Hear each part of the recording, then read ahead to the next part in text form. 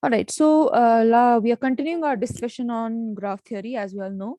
And last time we had an extensive discussion on various kinds of special kinds of graphs which are useful for various applications. The application part we didn't see last time, but we are going to see that today.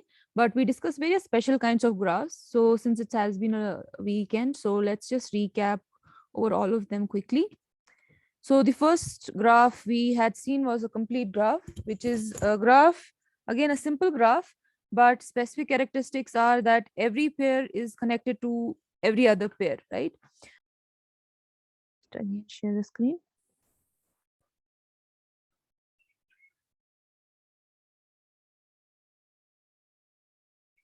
Okay. So complete graph has this specific feature that every node is connected to every other node, right? So what did we know about its property? Property in the sense, what is D max, D min for these graphs? Anyone? What is D min for this graph? What is D max for this graph? Okay, I hope everyone remembers what is D max, D min, right? 2. Why 2? We are talking about a complete graph, right? Complete graph. Yes, that's true. Asra, that it's same, but what is it? That's correct, Muzaffar. It is n minus 1, right? It's a you have n nodes, so every node is connected to every other node, and there are remaining n minus 1 nodes. So the D max as well as D min is n minus 1. Excellent. Similarly, we saw some more such graphs, but with slightly different properties. Like we saw a cycle graph, right, wherein every vertex has a successor and a predecessor, and you're connected in a ring-like structure. And if you look at this kind of graph, this is Ayush, which has a degree of 2, right? D max, D min, both are 2. So what is special about these graphs? So if you recall, I told you last time, all of those graphs which have same Dmax and Dmin, they are basically called regular graphs. Regular graphs means all of them have same degree. There is no non-uniformity between the nodes, right? But then we saw another graph called wheel graph, which is the cycle graph itself, but at the center you have a vertex, right? Which is connected to every other vertex, right? So was wheel graph a regular graph? Yes, class, was wheel graph? No, it wasn't. Why? Because if you look at the center vertex, its degree is different than its all remaining neighbors, right? After that, what we saw was another very special kind of graph. And by special, I mean that this graph has an immense properties. You know, when you talk about analysis or you talk about any structure of research going on in networks, it's a very powerful structure, okay, which is called an hypercube. Okay, and I explained to you how an hypercube is made. Any hypercube, in a hypercube, each vertex is represented by a bit string, and you have an edge between bit string if they differ only by a single bit, right? And was this graph a regular graph? Right, remember the regularity property, your d min, d max are same. So is a n-dimensional hypercube or a n-dimensional cube a regular graph? Yes, it is, right? You can see that what is the degree of the graph? General n-dimensional hypercube, what is its d max, d min equal to? Yes. Okay, it's n. Okay, and why I'm highlighting this is because it's different than other graphs. In all other graphs, you had the name n written, which denoted the total number of vertices. Okay, but in case of an n-dimensional hypercube, it doesn't denote the number of vertices. Instead, it represents what is the dimension of the cube, right? So after that, what we had discussed was another very special property of graphs called the bipartite graphs. Okay, bipartite graphs means those graphs which can actually be very neatly partitioned into two sets of vertices, V1 and V2. And the specific property was that there are two specific properties about it. One property was that any of the edges that you have, you know, if you have a bipartite graph G with vertex set V and edge set E, any edges that you have in this set E, they're always across the partition from V1 to V2 or vice versa, V2 to V1. Okay, if you talk about directed setup, but you will never have edges within V1 or within V2. Okay, so that is what we called as a bipartite graph. And then we saw various properties of it, which I'll not go into detail again. But at the end, where we had ended up our discussion was, where is bipartite graph,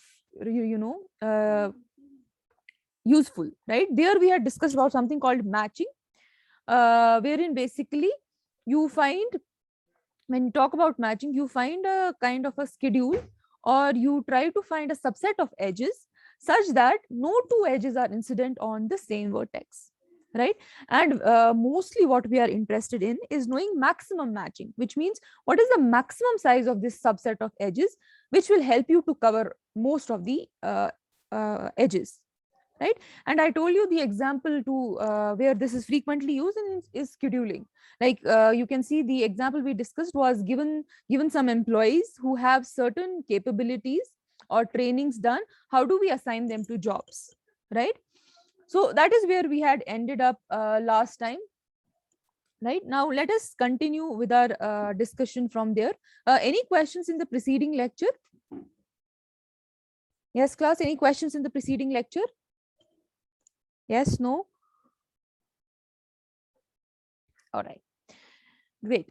So let us now continue our discussion. So we saw various special kinds of graphs. As an engineering student, you should be inquisitive, like where are these graphs actually used for, right? What is so special about a complete graph? What is so special about a cycle graph? What is so special about other kinds of graphs, right? So let us see what is the practical utility of these kinds of graphs. Where are they practically used? Okay, so let us start with the first application, which is very relevant to computer science and IT students, which is structure of a local area network. Okay, so I hope everyone knows what a local area network is. Just to elucidate it in more detail. So local area networks are those kind of networks which you can find within a small area or a building, right? Like if I have my college department, okay, and I'm going to connect all the PCs of faculties or all the PCs in the lab in form of a network, okay, such kind of a network is known as local area network. Okay, a network of devices, not necessarily computers, any network of devices and devices, which may be computer, which may be your laptop, which may be your tab, any of even your mobile phones, any network of devices which you connect with each other but over a small area. Okay, by small area I mean, restricted very few kilometers, like a building premise or or a department or an office building is known as a local area network. So normally, now where does graphs come to picture in local area network? Okay, so if you look at local area network, the way the devices are organized in local area network, it is in form of these kind of structures. Okay, so if you look at a network of devices in a building or in any department or any specific premise, if you represent that network by a graph, okay, so if you represent that network, what network? Network of n devices by a graph, right? So tell me what would be our vertex set? Then I'll discuss these structures. But if I have to model a local area network of various devices in form of a graph, what should be my vertex set? Excellent, it would be computers, or basically, since I generalize it to devices, very good, it should be devices, right? And what about E? What would be the edge set in this scenario?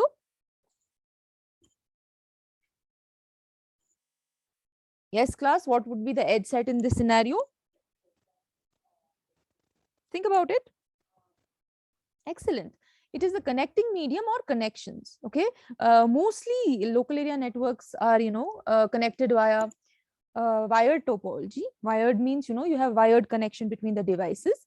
So that is what we are talking here. Okay, I'll just discuss why not wireless in a while, but this is exactly the modeling that you need to do. Okay, so if you want to model a local area network as a graph, you need to keep vertex set as the devices and edge as the connection between the devices. Okay, now once you model this network as a graph, the structure, okay, the physical structure that comes out of it is in technical terms known as a topology. Okay, so what is a topology? Topology is simply the physical layout or the geometrical layout. Okay, so physical or geometrical structure or layout, okay, of all the devices connected via various connections is what is known as topology. Okay, and this is something you will see when you will study very networks course or datacom course, okay, in detail. But now, what are these topologies? What are the most common topologies that people use in various departments, in various buildings? Okay, so let me introduce you to three of the most common topologies, and I'll also introduce one more which is equally popular. First topology is known as a star topology. Okay, what is a star topology? In star topology, what you have a central device, and every other device other than the central device is connected to it. Okay, normally the central device is known as a hub. So it's like a hub, meeting place for everything, and all other devices are connected to this. Okay, this kind of structure is known as star. As you can see, it looks like a star, right? Now, where is it practically used? Lot of IEEE standards, which are the foundations of computer science theory and practice, use star and as a basic structure topology. Mostly it's used for, backbone of servers where you need good connectivity between all the servers. Okay, like I can give you an example. If there's suppose Facebook and it has a central server, we know that there's not a single Facebook server in the entire world. There are various servers in various places located, so they are connected to central servers. For example, we have topology. Like typically Facebook doesn't use it, but I am just giving you an intuition. Like when you want a strong backbone where you require, everything is connected to a single device, and you want that centralized structure, their star topology is relevant. Okay, now before I move to other topologies, let us just revisit our Dmax, Dmin and see if we remember them. What do you think will be Dmax and Dmin for these star topology? What should be the Dmax and Dmin? Okay, assuming I'll give you that total number of vertices in the star are n. Okay, total there are n devices. So what should be Dmax and what should be Dmin for it?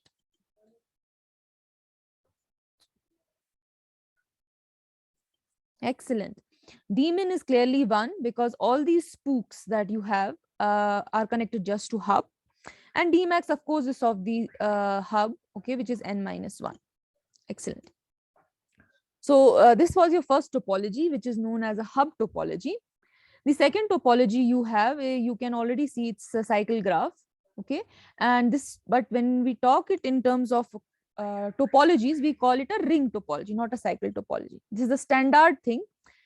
So there is a practical example of a topology which uses this, which is IEEE token ring. A lot of multinationals in earlier times, when everything was wired setup, used to use it, especially IBM. IBM had all its basic infrastructure based on this structure. Now, what is a ring? Ring is exactly a cycle graph. Okay, means you have every node is connected just to two other nodes in their vicinity. Okay, every node has a Dmax, Dmin, everything is 2. Every node is connected to a successor and a predecessor. Okay, like just to quote an example, like 5 years back, NIT also had the interior intranet in the college was also based on ring topology, but we had a dual ring. Okay, so instead of one, there were 2 rings going on between the devices. So it was also quite popular, before all this wireless thing jumped up. This was quite popular to have a strong backbone. So NIT specifically had this dual ring structure made up of optic fiber. Okay, so these are all practical examples. The last example, as you can see, is a wheel graph, right? But in terms of topology, it's known as a hybrid graph because you can see it's a hybrid, right? What is it hybrid of? Anyone?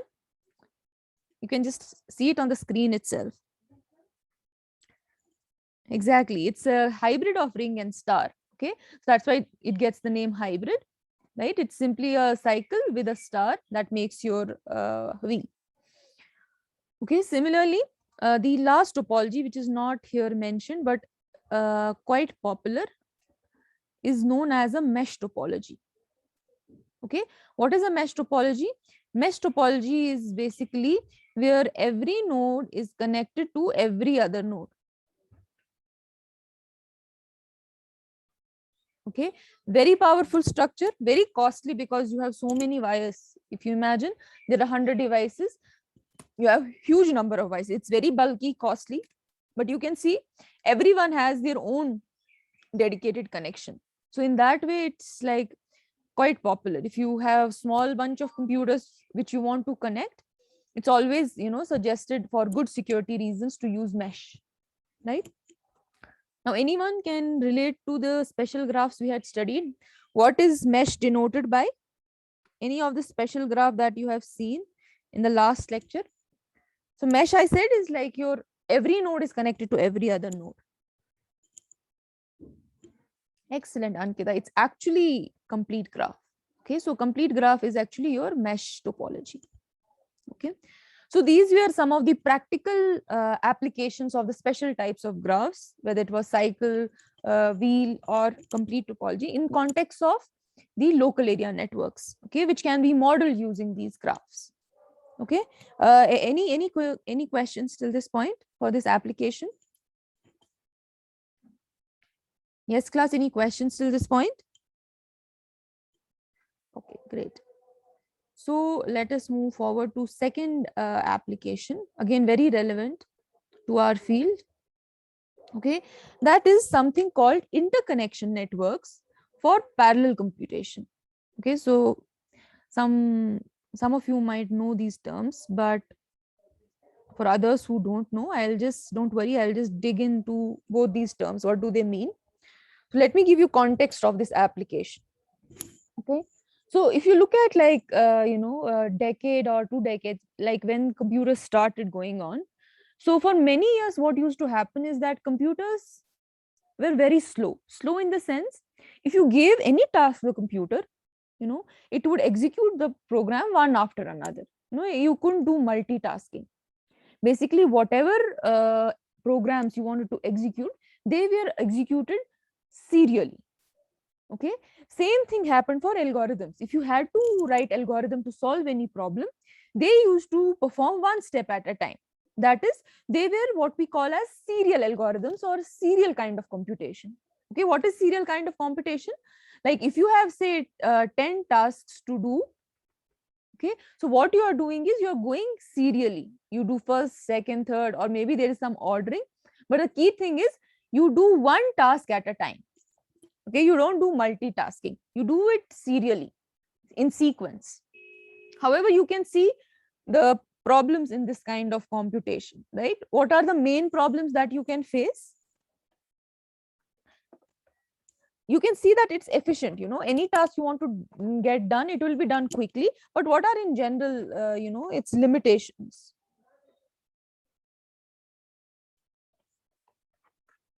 It'll be slow, right? Because if you have hundreds of tasks, it's going to be painfully slow, right? Imagine we start a computer. Currently, we are just multitasking. In browser, we have multiple tabs open. From side, we may be using some messenger, or we may be using some application. Currently, when we are working on our PCs or on our laptops, we are just multitasking all the time. Now, imagine if it was still working in a serial manner, it would be painfully slow, right? And that's what has kind of improved over the years. It's not recent, it has been improved for a long time now. So same thing happens not just for computers, but in general, whenever you are dealing with any computationally intensive problem, okay, specifically, forget about normal multitasking. Even computationally intensive problems, like things like weather simulations, or you want to do medical image processing. There are different kinds of medical images like X-ray, ultrasound, you have CT scan and other kinds of medical images. If people are going to process that, or some other complex processes like cryptanalysis. What is cryptanalysis? You have something encoded and you want to break it. Okay, I have written something, some secret message in some code, and you want to kind of decipher it. What does it mean? So all these examples are, not simple tasks, okay, where even if it's painfully so, you can tolerate.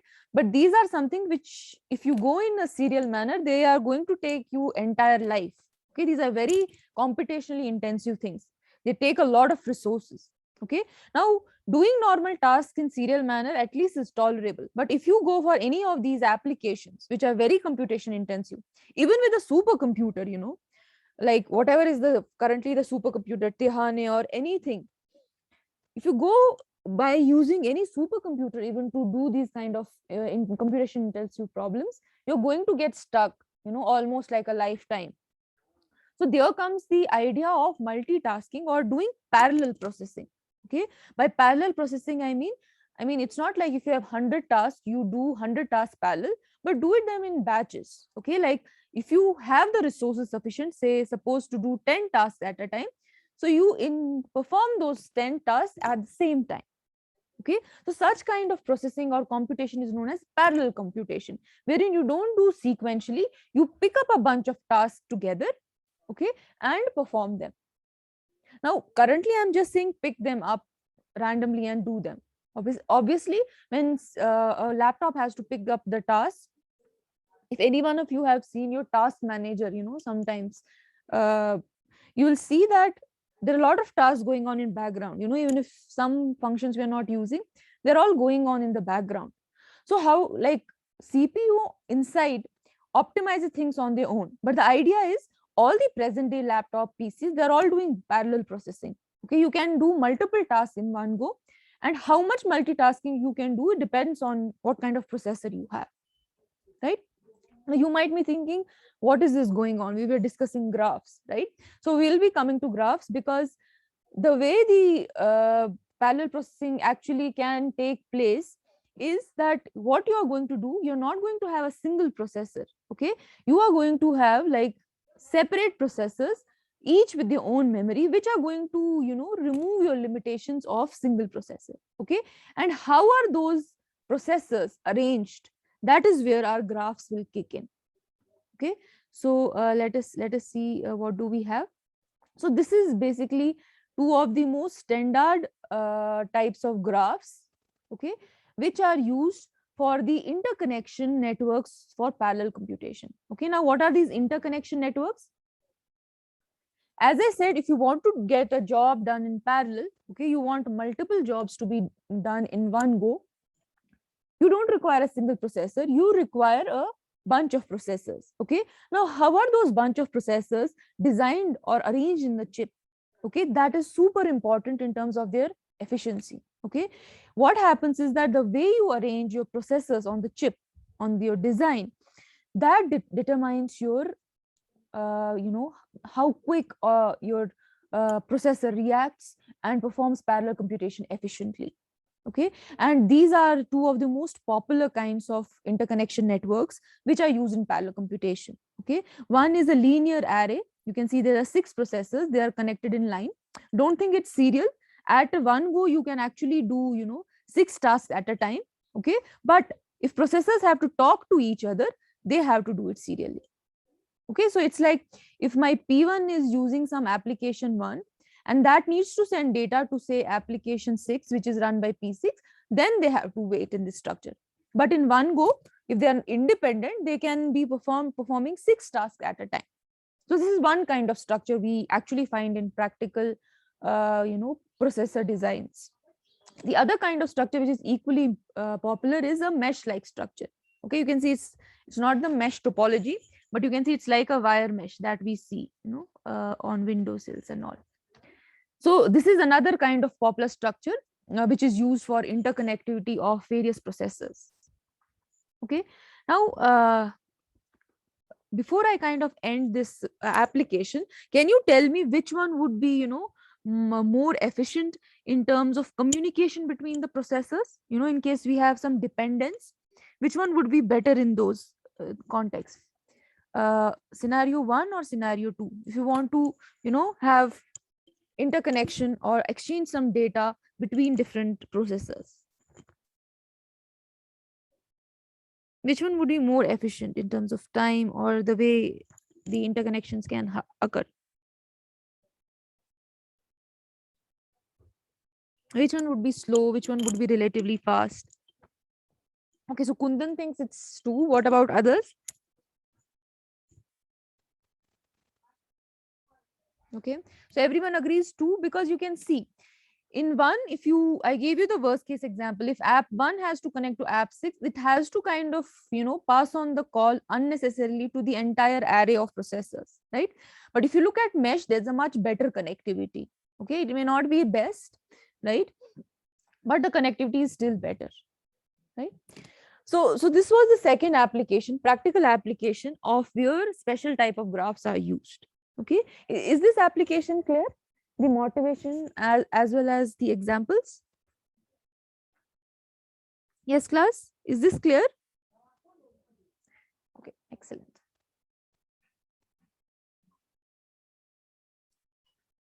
Okay, so let's move ahead. Okay, so this was all kind of your motivation stuff, because as I said, it's very important to keep connecting to your motivation. Why are you studying this course, right? But now let's jump back to the technical things of graph theory. Okay, so what we are going to start today, and hopefully we'll try to end it up by today, is how, given a graph, how can you generate new graphs from the same old graph? Okay, so what do I mean by that?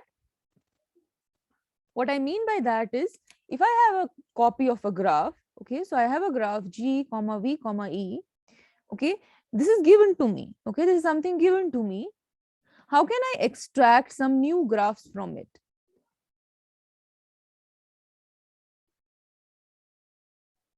Okay, again, most of you might have these questions. Why do I need to extract, new graphs from a given graph? Again, I'll keep on giving you examples for motivation. Where do you require them? But let's just technically first look at them. What do we mean? Extracting new graphs from the old one. Okay. So first extraction kind of what we are going to study is again a very important topic called a subgraph. Okay. Let's try to understand what is a subgraph of a given graph, and then we'll see why or how is it important. A subgraph of a given graph G, V, comma E is again a graph only. Okay, it's a graph only. H, let's name it H, with suppose vertex set W and edge set V. Okay, so I have a graph given G with vertex set V, edge set E, and we are going to extract from it a subgraph named H, okay, which has a different vertex set altogether W and a different edge set F. Okay, but it's not different altogether. Actually, there are certain conditions. So since I'm going to extract H from G only, so what is going to be W? Is it going to be something entirely different if I have extracted this graph from the same old graph, or is there going to be some relation? Yes, class?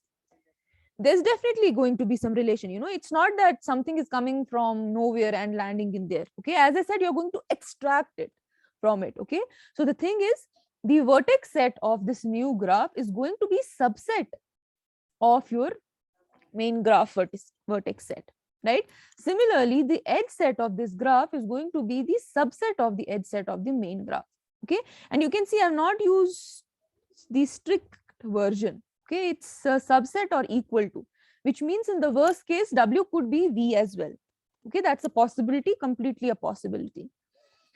So now when I say that W is subset of V because I've extracted from it, and F is also subset of V again because I've extracted from it. So in such a scenario, this H is known as a subgraph of G. Okay, so what is a subgraph of a graph? A subgraph of a graph is basically a graph itself which has the vertex set, a subset of the main graph, and whose edge set is also subset of the main edge set of the given graph.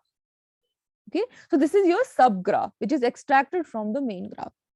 Now within the subgraph itself, we say that this subgraph H is a proper subgraph if H is not equal to G. Okay, so I have extracted H from G, and if H and G are not exactly equal, then it is known as proper subgraph. Okay, so the condition for being proper subgraph is the two graphs need not be equal, because if they're exactly equal, then it doesn't make sense. They are just copies, right? So what could be, if you just expand this condition, H is not equal to G, what could it mean? You know how to define H, right? So what could it mean in context of, W and F? What do you think? Just look at this relation and tell me, if I want to have proper subgraph, what should be this relation? Yes? Any changes that you should do to this relation? If I want to have that H should never be equal to G, obviously H is defined by W and F. So how should I change these two relations if I want to have a proper subgraph?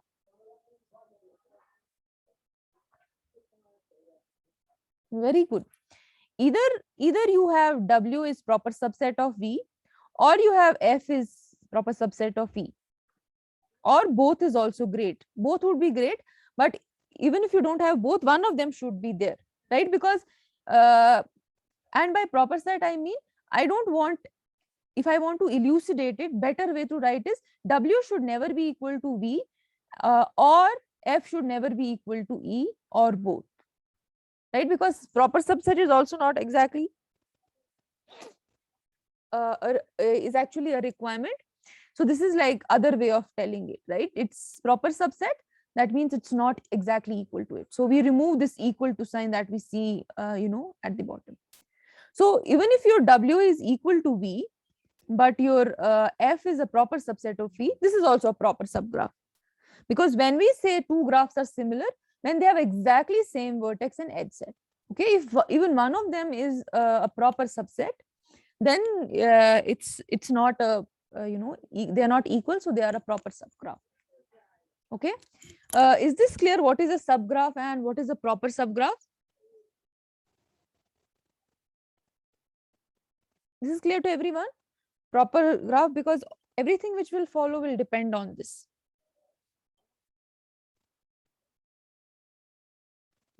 Okay, this is clear to everyone? Great. So let me move ahead with the subgraph only. So what we saw first is what is subgraph, right? And then we saw what is proper subgraph. Now what we are going to look at, again, a very, very interesting topic about it, which is known as induced subgraph. Okay, now let's try to understand what is an induced subgraph. Okay, again, we are given a graph, that means our old graph or our base copy, which is a simple graph. Okay, and we know what is a simple graph, where there are no multiple connections and there are no self loops, right? So now what is an induced subgraph?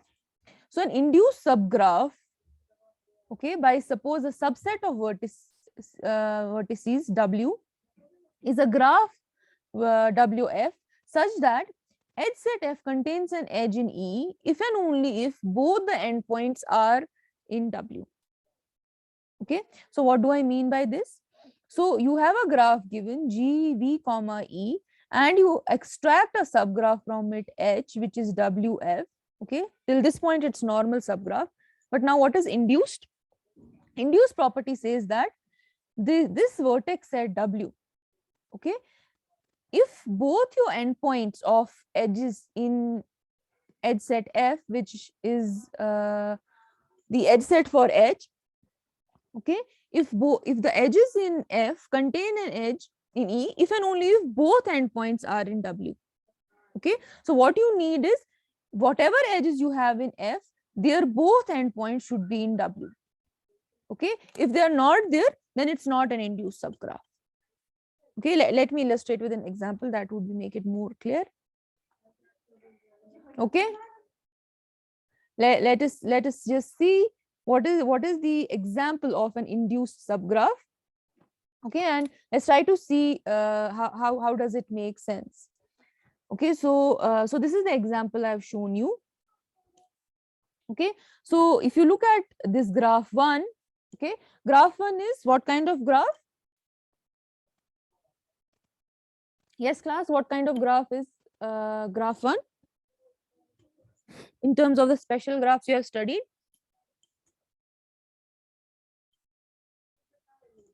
Very good, it's a complete graph, right? Now if you look at graph 2, okay, Can I say that this is a subgraph of 1? Remember the definition of subgraph? Vertex set should be subset of it and edge set should also be same. I can say it, right? Because all the 4 vertices are in this and edges are also which are present here. Right? So it's a subgraph, and is it a proper subgraph? Yes, class, is it a proper subgraph? Remember the condition for a proper subgraph? They should not be equal, right? It's not clearly equal, that's visible. Okay, so we understood what is subgraph, we understood what is proper subgraph. Now let's see what is induced subgraph. So as I said, induced subgraph, edge set contains an edge in E if and only if both endpoints of this edge are in W. Okay, so if you look at the the vertices that we have here, okay, now it needs to have an edge, okay, such that both its endpoints are basically in W. Okay, just a second, class.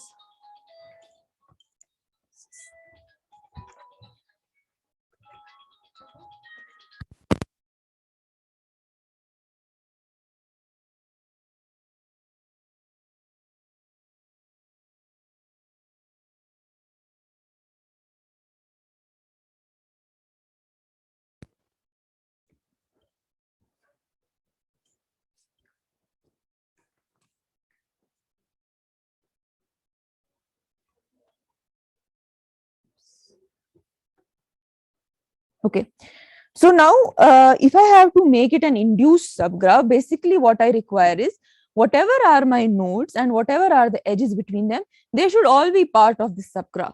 Okay, so if I look at the nodes, I have E, I have A, I have B, and I have C. Okay, let me see what all edges are there in the main graph connecting these vertices. I have this edge, I have this edge, I have this edge, I have this edge, right? And I have, let me shade it lightly different, this edge. Okay, so if I want to have an induced subgraph of G, then all the edges which are in the main graph between the set of vertices W, they should be there in the graph. So that means if I have to make an induced graph on these 4 vertices, what edge should I add? Oh, I'm sorry. Just give me a second. I just removed the microphone for a second. I think it's because of that.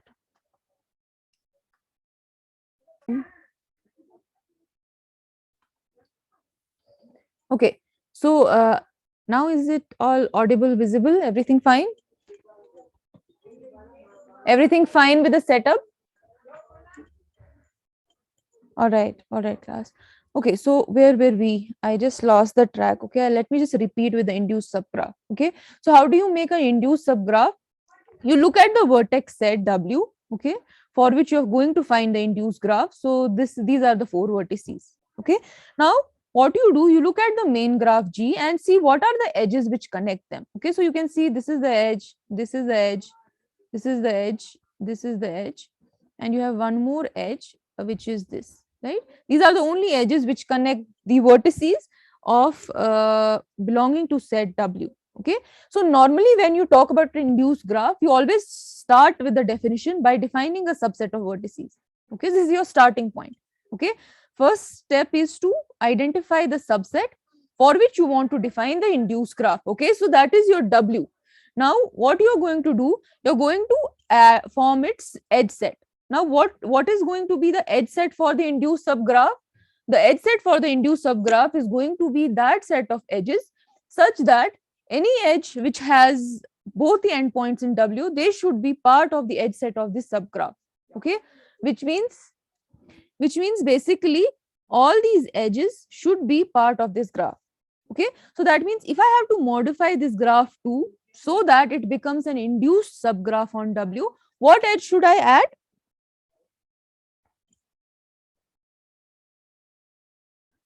Yes, class, what edge should I add?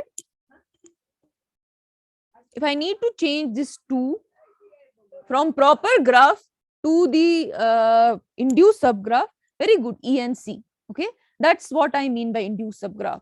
Okay, let me just repeat it, since there was an intermission in between. So when you talk about an induced subgraph, you always start with a subset of vertices. You always define a induced subgraph given a subset of vertices. Okay. Now, once you know the subset of vertices, when do you say it subgraph forms an induced subgraph on that subset of vertices? When the edge set you will form for that subgraph contains an edge if and only if both endpoints of it are in W. Okay, then we say it's its induced subgraph. Okay, so you need to include a edge in the graph if both the vertices are within the vertex set of it. Okay, is this clear to everyone?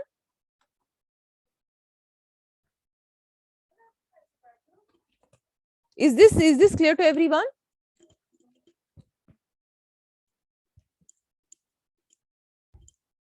This is clear to everyone, induced subgraph? All right, great. So let us now look at some more operations. So we saw 3 operations on subgraph: simple subgraph, proper subgraph, and an induced subgraph. Okay, now let us look at some more operations wherein we will be given a base graph copy and we will try to perform some manipulations on it so that we get some new graphs from it.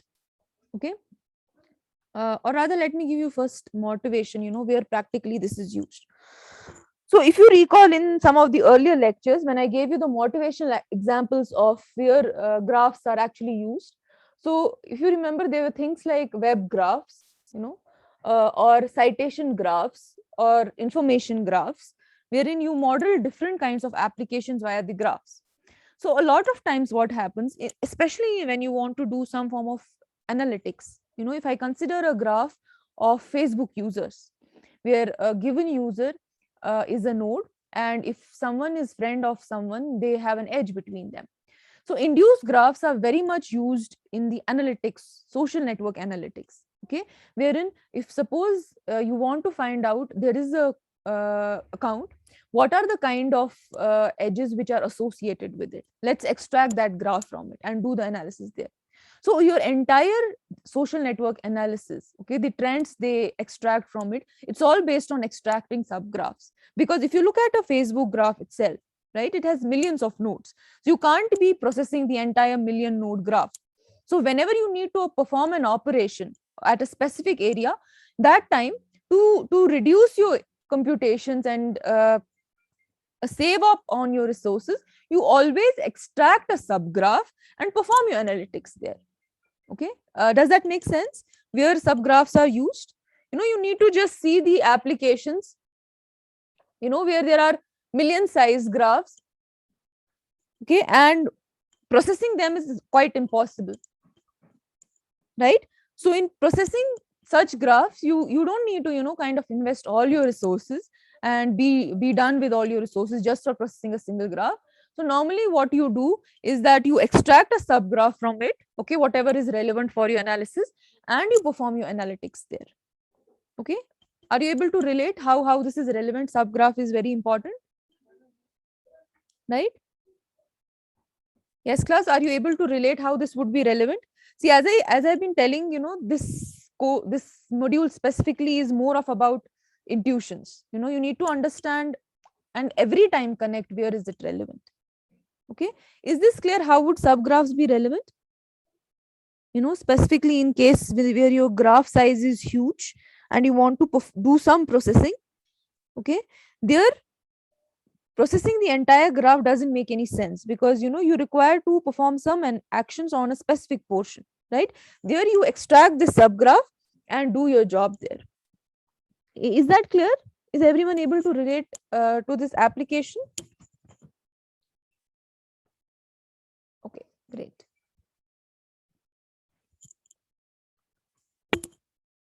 Okay, so let us then move to the other operations. Okay, which is, now given a base copy of graph, can we remove or add edges? Okay, what is the resultant? So let us start with that. So again, this is the exam, we are talking about the same topic. How do you extract new graphs from the old graphs? Okay, so that means in all these contexts, what we are given is a base copy of graph G with vertex set V and edge set E. And what we are going to do, suppose we have an additional edge E, okay, and and we want to produce a subgraph of G by removing this edge, okay. So the resulting subgraph, specific kind of subgraph, we can write it a specific name G minus E. Okay, so G is your base copy. Okay, and suppose there is an edge E in the vertex set itself, okay, which we are going to remove. Okay, since we are going to remove, so the resultant subgraph is obviously not equal to the previous base copy. Okay, so I can represent this graph by G minus E because I've removed an edge, and I can remove its edit its definition as vertex set is same, but edge set loses one of the components. Okay, and this is completely a valid operation. Okay, you can remove edges from a given set and form a subgraph from it. Okay, so if I again related to Facebook application, so suppose you had a graph of the Facebook users, and then some of the friends just unfriended. Okay, some of the accounts, like there was a person's account, and so, that person lost some of its friends, right? So losing some of the friends is like losing the edges, okay, which is again a proper valid operation. Okay, and what you're doing actually is you are removing the edge and making it a subgraph. Okay, why subgraph? Because you can see the vertex set is same, right? And edge set is also a subset of the basic copy of edge E, right? And same thing you can extend. Instead of removing one edge, you can remove a set of edges, say E prime. Okay, so the resultant subgraph would be G minus E prime. And can you tell me how should I modify its definition? If instead of one edge, small e, I remove this set of edges E prime, how should I modify this definition? V comma? Yes, class? How should I modify this definition? Like I modified this definition E minus, element E. How should I modify the definition in case if I remove a complete subset of E prime edges?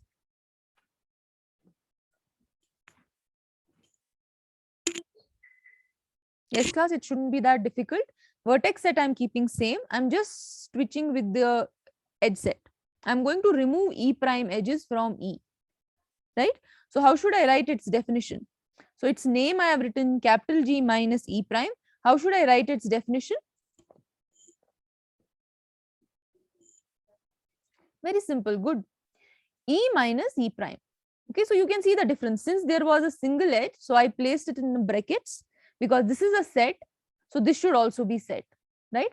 But now when I talk about subset of vertices, since this is already a set, so there's no need of curly braces, right? So this is if you want to remove an edge or a set of edges. Okay, same thing happens vice versa for the addition also. Okay, if you want to add a single edge, you just write plus E, and here also you write plus C. Similarly, if you want to add a set of edges, okay, you do G plus E prime, and here also you do E plus E prime, right? But is this condition true?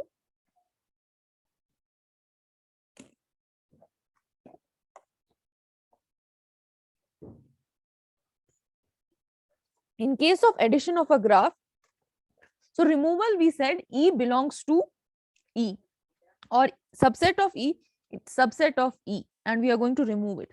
Now, when I'm going to add, is this relation going to be true? Whether it's a single edge or this? No, right? These are the additional edges, because what we are saying is given a graph, we want to add upon it something. Okay, so this is something which was not previously there. Okay, so these you cannot write it, you just write a given a E excuse me, given a E, but it's not an E because this is the additional thing you're going to add. Okay, but suppose I say E is equal to A comma B. Okay, that means there's an edge between A and B vertex. Can you tell me any relation of AB with the V? Will they belong to V or will they not belong to B? Can we write this? Or we cannot say anything about this also? So edge set we know, we cannot write E belongs to E because this is an additional edge. What about this? Is this important condition? Very good. This is an important condition, right? Because we are not switching with the vertex set for now. We are just adding edges. So suppose I have, 5 nodes. I cannot have a dangling edge. I'll have 1, 2, 3, 4, 5. I cannot add an edge 5, 6 if 6 does not exist in the graph itself. Okay. So whatever edges you are going to add, even the new ones, okay, they should belong to the same vertex set. Okay. You can have a different edge set, but you are dealing with the same edge set. Okay. Is that clear? Yes, class, is that clear? That why AB should belong to V only? Okay, because all these operations we are saying is we are adding or removing the edges. Okay, we are not doing anything with the vertices yet. Okay, so I think I'll stop there. It's almost the time. Any questions, class? So tomorrow we'll continue with the operations on graphs.